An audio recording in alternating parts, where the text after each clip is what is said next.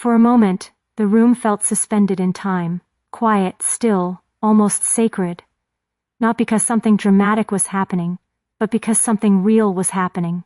The man who once dismissed breathing as useless was now sitting with his eyes closed, inhaling like someone who had just discovered he'd been thirsty his entire life. I watched him breathe, not as a teacher, but as a witness. Because when someone finally allows themselves to soften, even for a second, you don't interrupt. You honor it. After a few minutes, he opened his eyes. There was no grand epiphany written on his face. No sudden emotional breakthrough. Just a simple shift, the kind people underestimate because they don't understand how healing begins. He looked at me and said quietly, "Is this what calm feels like?" I nodded. Because that's the moment people often miss. The moment when calm doesn't come as thunder, but as a whisper. He rubbed his palms together, as if rediscovering a part of himself he hadn't touched in years. I didn't know my body could feel like this without something external. There it was, the truth he had never spoken out loud. And suddenly his entire story began unfolding without him having to say another word. People don't become numb by accident. People don't disconnect from their bodies because they want to.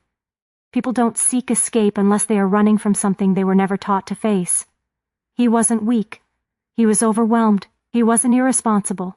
He was drowning. He wasn't broken. He was unregulated.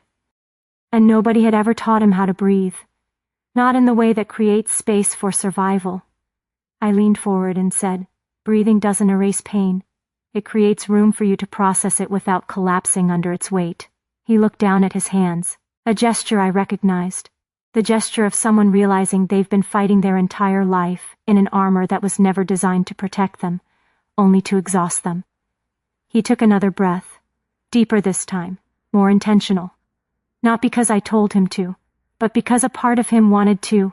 And then he whispered something that felt like a confession. I always thought control meant holding everything inside. I shook my head.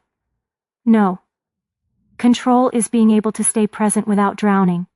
His eyes watered, not dramatically, not theatrically, but in the fragile way people cry when they're finally safe enough to feel.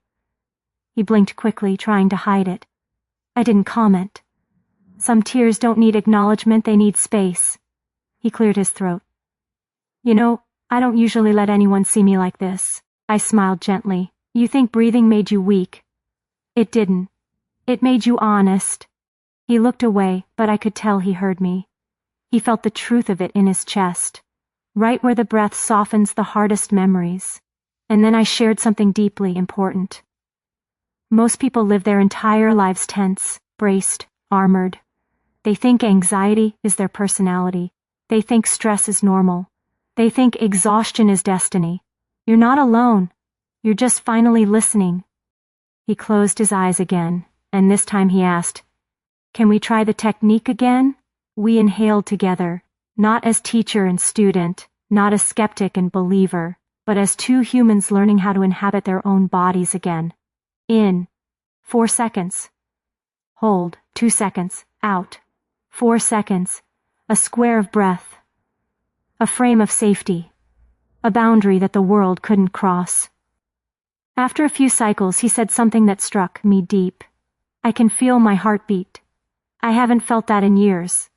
Or maybe I just never paid attention." That's the truth about healing. The body isn't silent. We just stop listening. "Exactly," I said. "Your body talks constantly. You're just learning the language." He nodded slowly. "I think I've been scared of what it might say." I leaned back, letting him sit with the weight of his own realization.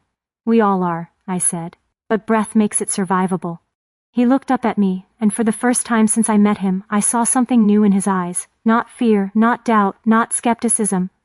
I saw hope, not loud hope, not reckless hope, not naive hope, quiet hope. The kind that grows slowly, breath by breath, inside a person who's tired of running but finally learning how to rest. He said, "I want to learn more," and I responded with the sentence that has guided countless people back to themselves. "You don't need to learn more, you need to practice more."